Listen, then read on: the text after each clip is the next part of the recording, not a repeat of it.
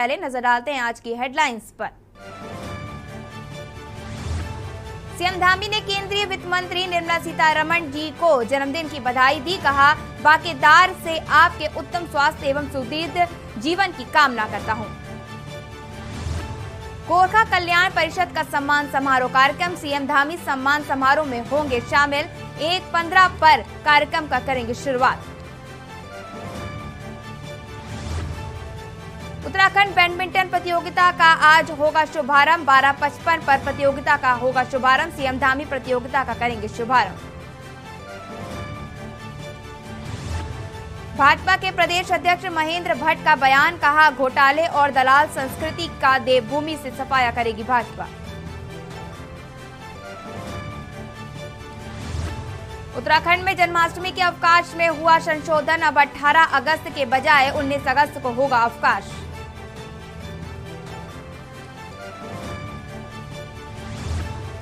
उत्तराखंड में फिर बदलेगा मौसम। मैदान से लेकर पहाड़ तक 3 दिन बारिश का येलो अलर्ट। 18 से 20 अगस्त तक भारी बारिश का अनुमान। आप देख रहे हैं के न्यूज, खबरों का सारथी।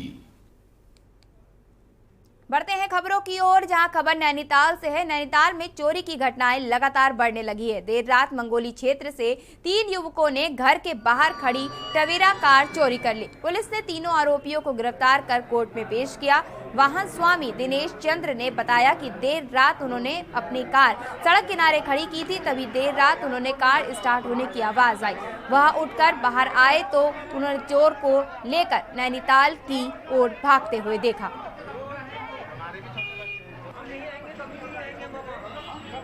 ये जो है रात 112 पे जो हमें एक सूचना प्राप्त हुई थी कि मंगोली से जो है 3 लोगों ने गाड़ी चोरी की है।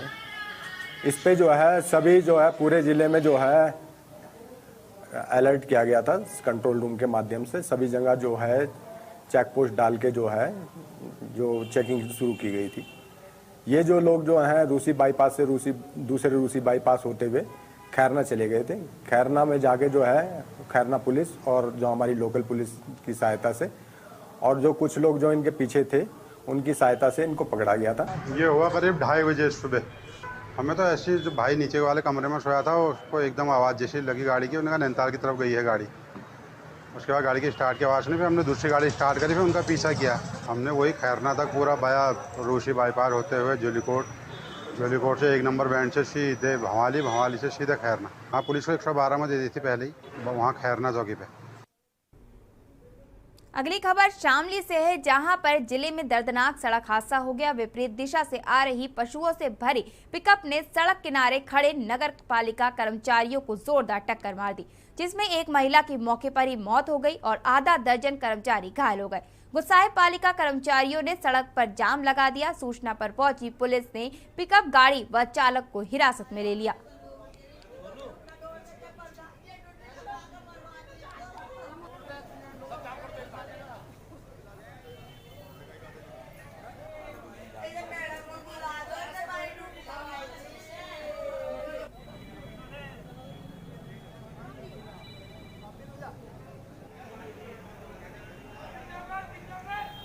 देश के बड़े और ऐतिहासिक महत्व के शहरों में अपने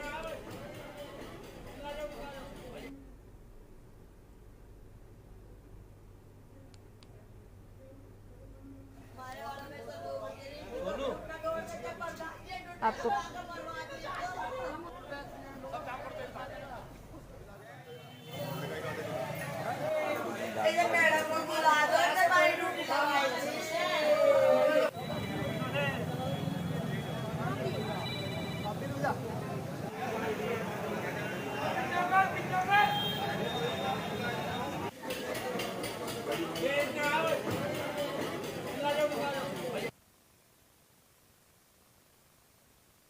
का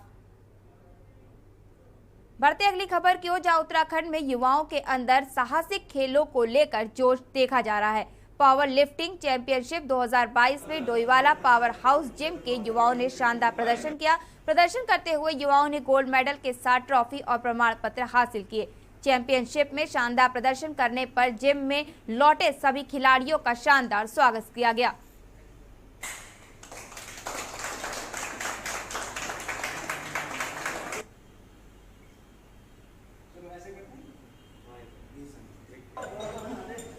सुन। देखो, आज हमारी जिम के लिए बहुत बड़ा दिन है, क्योंकि हमारे जिम के लगभग 7-8 लड़के गोल्ड 5-6 कंपटीशन जीत चुके हैं। गोल्ड जीते हुए हैं, सिल्वर भी जीते हुए हैं, और प्रोग्रेस दिन ब दिन करते जा रहे हैं। स्टेट लेवल में भी जाएंगे और नेशनल में भी खेलना है। तो मेरी मांग हमेशा यही रही है सरकार से भी कि इन बच्चों के साइड भी ध्यान दिया जाए। इनका जो भी सरकार की तरफ से सहयोग हो सकता है वो किया जाए। सभी बच्चों से ये अपेक्षा रहेगी कि नशे से दूर रहें, जिम में आए, फिटनेस पे ध्यान रखें, अपने शरीर पे ध्यान रखें। शरीर रहेगा तभी आगे बढ़ेंगे। उस टीम में काफ़ी समय से ट्रेनिंग कर रहे हैं सभी लोग, लगभग 2 साल से, कोई 3 साल से। और पहले भी लड़कों ने यहाँ पर चैंपियनशिप जीती है, रुड़की में भी जीती है, उसमें डिस्ट्रिक्ट लेवल की एक हुई थी, वो भी चैंपियनशिप, उसमें भी लड़के सारे गोल्ड लेके आए थे। और इस बार जो ये कार्यक्रम हुआ है ये भी स्टेट लेवल का था, और इसमें भी लड़के हमारे यहाँ के सबसे ज़्यादा गोल्ड लेके आए हैं। सिल्वर केवल एक आया, बाकी सारे गोल्ड आए हैं यहाँ पर। अगली खबर शामली से है, जहां पर दर्दनाक सड़क हादसा हो गया। विपरीत दिशा से आ रही पशुओं से भरी पिकअप ने सड़क किनारे खड़े नगर पालिका कर्मचारियों को जोरदार टक्कर मार दी, जिसमें एक महिला की मौके पर ही मौत हो गई और आधा दर्जन कर्मचारी घायल हो गए।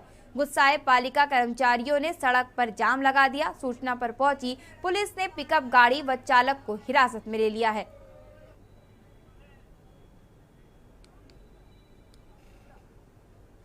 भाई साहब, ये जो सवेरे 5:30 बजे एक सफाई कर्मचारी महिला है, गुड़िया, वाइफ ऑफ बिरम, मोहल्ला बडियाल से, बाल्मीकि बस्ती से, वो अपनी ड्यूटी पर तैनात थी।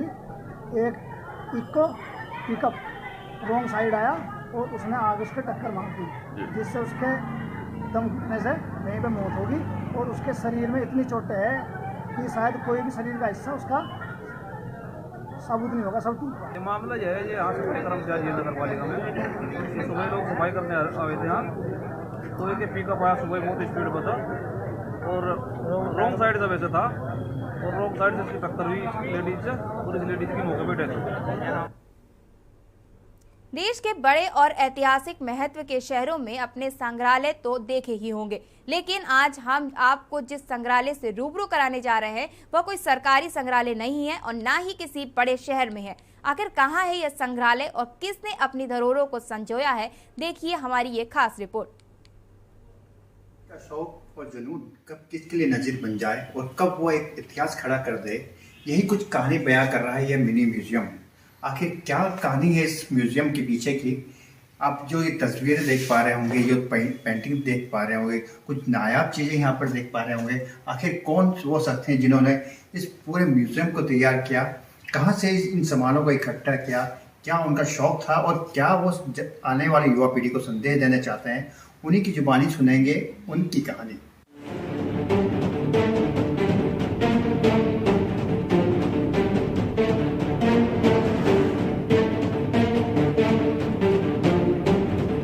आप टीवी स्क्रीन पर इस समय जो तस्वीरें देख रहे हैं वो किसी बड़े म्यूजियम की नहीं, बल्कि अपने शौक और निजी संसाधनों से पुरानी और दुर्लभ हो चली चीजों को संजोकर तैयार किए गए संग्रहालय की हैं, जिसको तैयार किया है देहरादून से सटे छोटे से कस्बे सहसपुर में रहने वाले मोहम्मद अफजाल ने।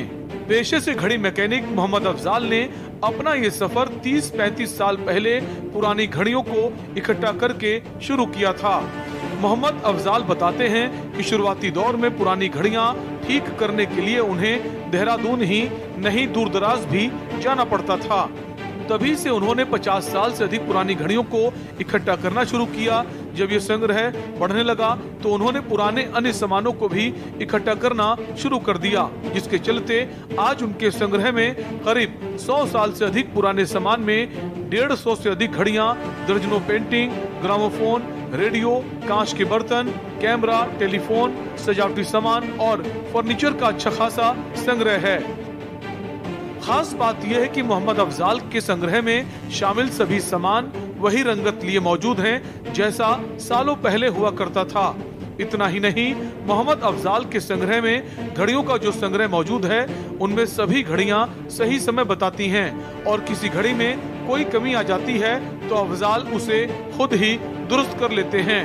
तो वहीं पुराने फर्नीचर भी अगर कहीं उन्हें टूटी फूटी हालत में मिलता है तो उसे भी वो अपने खास कारीगरों की मदद से ठीक करके उसकी ही रंगत लौटा देते हैं।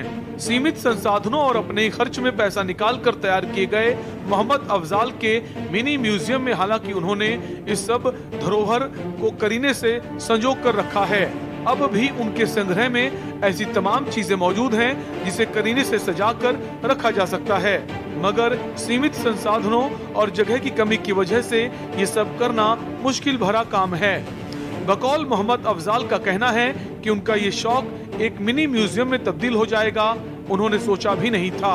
अफजाल कहते हैं कि हमारे इतिहास को समेटे पुरानी हो चुकी चीजों को कबाड़ समझकर नष्ट नहीं करना चाहिए, बल्कि उसे संजो कर रखा जाना चाहिए ताकि हमारी आने वाली पीढ़ी अपने इतिहास से रूबरू होकर उस दौर और रहन सहन को याद कर सके।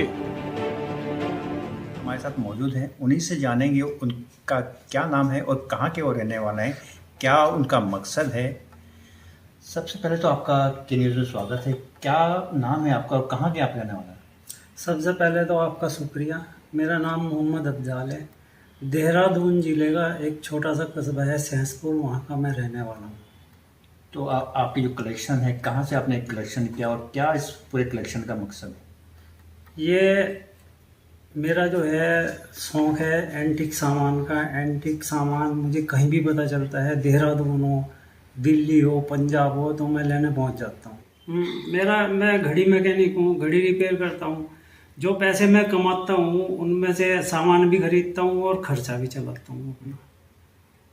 तो ऐसे क्या क्या सामान आपके पास इस समय मौजूद है और क्या कुछ उसमें खास है? देखो, कैमरे हैं पुराने, रेडियो है और ये सोफ़ा है, बेड है, सब पुराना है। सीमित संसाधनों के चलते आपने इतना कुछ भी इकट्ठा किया, कैसे संग्रह किया, कहाँ कोई दिक्कतें भी आपको आई होंगी, तो फिर कैसे उसको सफर किया? बस पैसों की दिक्कत आती रहती है, वो मैं इधर उधर से जुगाड़ करके अपना कर लेता हूँ, काम खरीद लेता हूँ। क्या चाहते हैं आप जो ये आपका म्यूजियम है आगे कितना बढ़ाना चाहते हैं और क्या आगे मकसद लेके चल रहे हैं? बस सामान मिलता जाएगा, मैं इकट्ठा करता जाऊँगा, जहाँ तक भी लिया जाएगा लूँगा। तो इसको आगे बढ़ाने का इरादा है आपका? हाँ बिल्कुल, आगे बढ़ाऊँगा इसे। बहरहाल मोहम्मद अफजाल की इस अनूठी पहल की जितनी तारीफ की जाए वो भी कम है। ऐसे में हम तो यही कहेंगे कि हमारी आने वाली पीढ़ी को अपने इतिहास और अपनी धरोहरों से रूबरू कराने के लिए पुरानी चीजों को संजो कर रखा जाना बेहद जरूरी है। वहीं केंद्र व प्रदेश सरकारों को भी चाहिए कि मोहम्मद अफजाल जैसे अन्य संग्रहकर्ताओं को चिन्हित करके उन्हें सम्मानित करें और उनकी इस पहल को आगे बढ़ाने में मदद करें। विकास नगर से के न्यूज इंडिया के लिए तबरेज खान की रिपोर्ट। अशोक गहलोत क्या कर रहे हैं, क्या कह रहे हैं, आइए सुनते हैं। पीएम केयर फंड का कोई ऑडिट नहीं कर सकता है, आरटीआई से नहीं पूछ सकते हो। ऐसी नहीं घटनाएं इकट्ठी इतनी हो गई, आप भी क्या करो।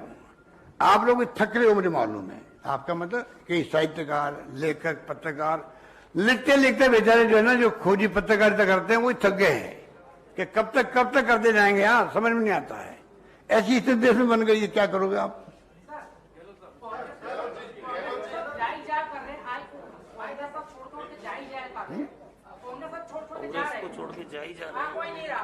ज्यादा चिंता उसकी मत करो। बात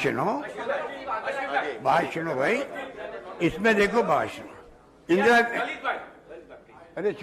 इंदिरा जी के वक्त में भी जब इंदिरा जी चुनाव हार गई थी ना, तो लोगों ने कहा गया और आज कभी वापस नहीं आता है, ठीक है ना।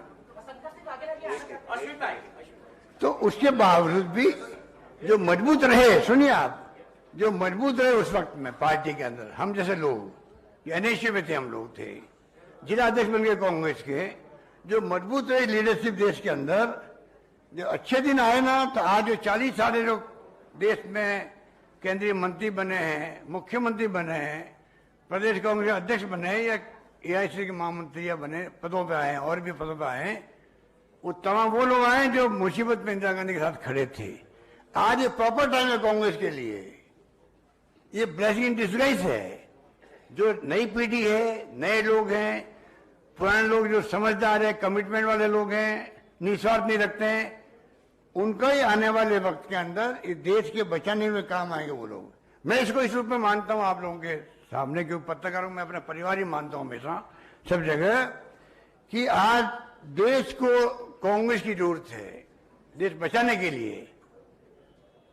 अगर कांग्रेस की जो विचारधारा है वो देश की विचारधारा, देश का डीएनए और कांग्रेस का डीएनए एक सा है, और वो वही है जो संविधान की मूल भावना है। किसी पार्टी के अंदर ये नहीं है। कांग्रेस मजबूत होना आवश्यक है देश के लिए।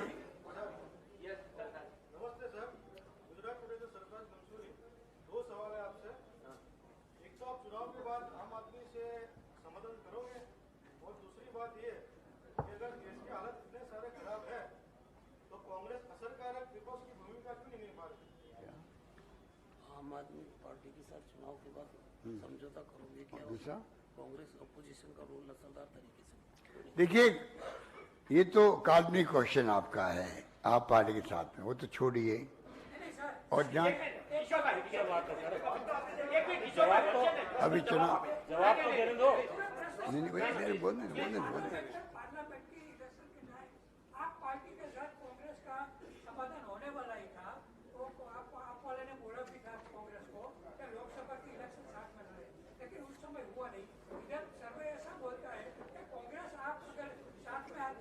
अभी तो कुछ नहीं कह सकते, इसके बारे में अभी कुछ नहीं कह सकते। आपने क्वेश्चन बड़ा पूछा, सोच समझ के पूछा, मैं समझ सकता हूँ, पर मैं समझता हूँ अभी इसके बारे में एक हमारे लिए काल्पनिक क्वेश्चन है, जो अभी तो चुनाव के मैदान उतर रहे हैं, चुनाव शुरू भी नहीं हो रहे हैं, तो ये बात की बात है। दूसरा क्या है,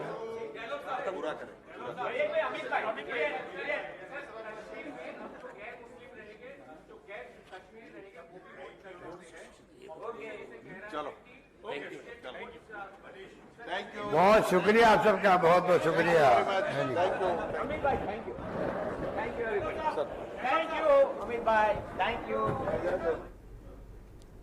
रुड़की के शाकुंभरी एनक्लेव निवासी लोगों ने मोहम्मदपुर ग्राम के लोगों पर ग्रामवासियों का नाली का गंदा पानी नाली तोड़कर कॉलोनी में डालने का आरोप लगाते हुए प्रदर्शन किया है और प्रशासन के अधिकारियों से समस्या का समाधान करने की गुहार लगाई है। आपको बता दें कि मोहम्मदपुर ग्राम के पास शाकुंभरी एनक्लेव के नाम से रिहायशी कॉलोनी है, जिसमें सैकड़ों परिवार रह रहे हैं। इनमें से ज्यादातर परिवार पूर्व सैनिकों के परिवार हैं। कॉलोनी वासियों का आरोप है कि ग्रामवासियों का नाली का पानी पहले सीधे तालाब में जाता था, लेकिन कुछ दिनों पहले ग्रामीणों के द्वारा मनमानी करते हुए रातों रात नाली का रुख मोड़कर कॉलोनी की तरफ कर दिया गया, जिससे सारा गंदा पानी कॉलोनी की सड़कों पर भर गया है। साथ ही साथ यह भी आरोप लगाया गया है कि सड़कों पर पानी भरने की वजह से बहुत से घरों की नींव में भी पानी भर गया है और फर्श भी नीचे बैठने लगा है। ये गांव वाले हैं मेहमदपुर के और हम शाकुंभरी एनक्लेव फेज 2 से।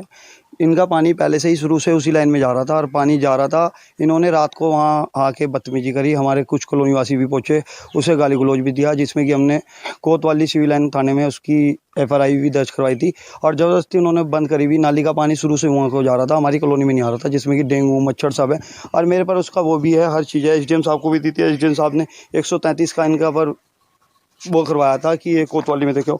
ये तो है शाकुंभरी एनक्लेव कॉलोनी, ये है मोहम्मदपुर गांव, उसका पानी उसी में रहना चाहिए जैसे कि हमारे कॉलोनी वालों की डिमांड है, और इधर का जो पानी है वो इधर ही रहना चाहिए और शुरू से ऐसे ही हो रहा था। लेकिन क्या है कि गांव का पानी इधर से चलते हुए वो सीधे बहुत नज़दीक में तालाब है, सिर्फ 50 या 60 मीटर की दूरी पे पानी वहाँ पे डल रहा था पहले से, लेकिन उन्होंने रात के टाइम वो अचानक वो फोड़ फाड़ के वहाँ सब सेटिंग ऐसी कर दी है कि सारा का सारा पानी अब कॉलोनी में आ रहा है। परेशानी यही है कि पहले पानी गांव का पानी उधर जा रहा था नाले में, अभी लोगों ने रातों रात कॉलोनी में छोड़ दिया, रात को तोड़ा, वीडियो भी बनी है पूरी, और रात को ही बंद किया उसको।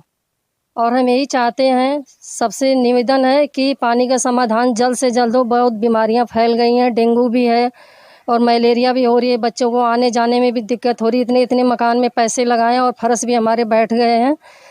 तो सबसे यही निवेदन है पार्षद जी से और SDM जी से कि इसका समाधान जल्द से जल्द हो।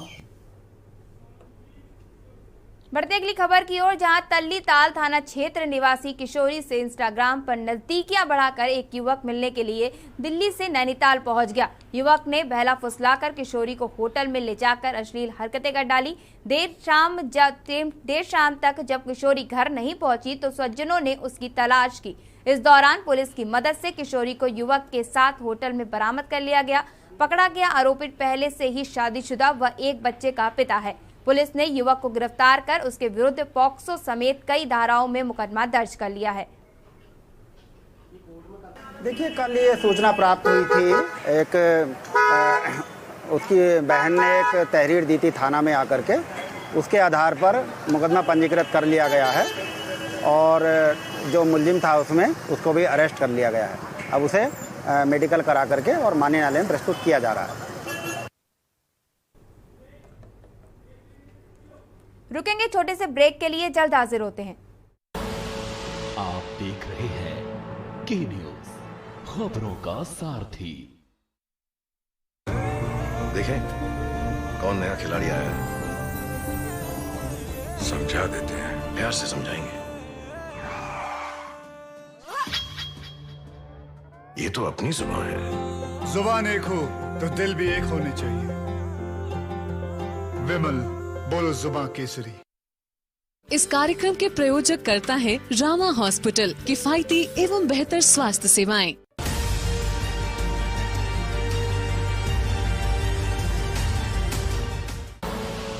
आप देख रहे हैं के न्यूज, खबरों का सारथी।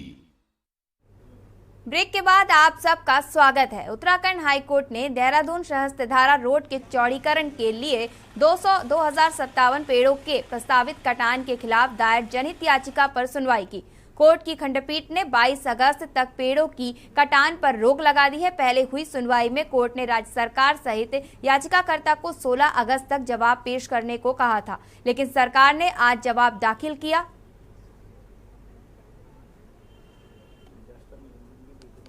देखिए, 4 अगस्त 2022 को जब माननीय उच्च न्यायालय ने पुनः एक स्थगन आदेश पारित किया था और सहस्त्रधारा रोड के चौड़ीकरण के लिए जो पेड़ों का कटान और ट्रांसप्लांटेशन हो रहा था उस पर रोक लगाई थी, तो सरकार की ओर से ही कहा गया था कि इसमें जल्दी सुनवाई की आवश्यकता है और इसलिए उन्हीं की पहल पर सरकार को 10 दिन का समय दिया गया था कि वह याचिकाकर्ता को अपने जवाब की एक प्रति उपलब्ध कराएं और 16 अगस्त तक जो है याचिकाकर्ता भी अपना प्रति जवाब सरकार के शपथ पत्र पर फाइल कर दे।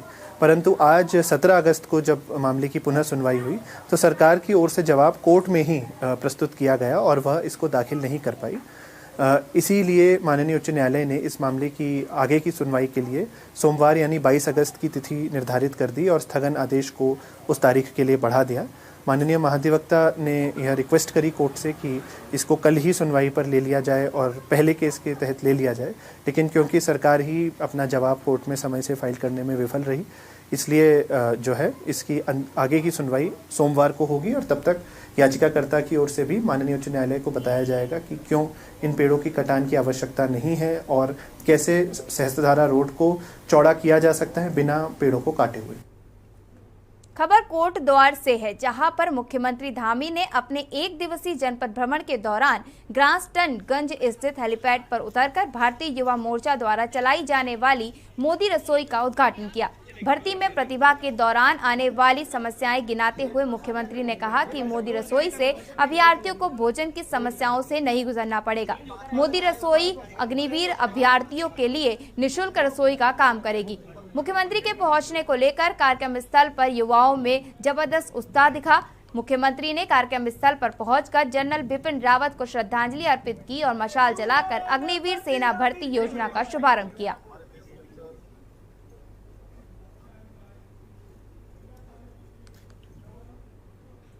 बढ़ते अगली खबर की ओर, जहां उत्तराखंड भाजपा प्रदेश अध्यक्ष महेंद्र भट्ट कार्यकर्ता सम्मेलन में शिरकत करने मंगलौर के गुरुकुल नारसन पहुंचे, जहां उन्होंने कार्यकर्ताओं को अनुशासन का पाठ पढ़ाने के साथ ही उनमें जोश भरने का काम किया। इस दौरान हरिद्वार पंचायत चुनाव को लेकर भी रणनीति बनाई गई। महेंद्र भट्ट ने कहा कि 2022 के विधानसभा चुनाव में हरिद्वार में भाजपा के खराब प्रदर्शन को लेकर भी समीक्षा की जा रही है।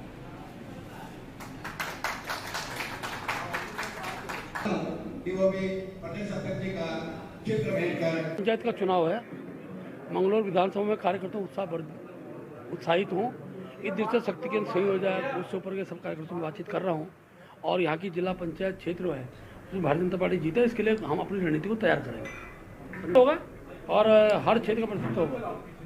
अगर में रही हैं चुनाव, हम अपेक्षा के अनुसार जो परिणाम आने वो नहीं आए, उस सब बात को मैं समीक्षा कर रहा हूँ नीचे स्तर तक। जो शक्ति केंद्र संयोजक है हमारे बूथ के अध्यक्ष सबसे मेरी वार्ता हो रही है। बहुत जल्दी जो कमियां रही वो भविष्य में दिखाई दे, 2024 के लोकसभा चुनाव में उन विधानसभाओं में हम जीत अर्जित करें। खबर उत्तराखंड में बस इतना ही। आगे की खबरों के लिए बने रहिए के न्यूज के साथ।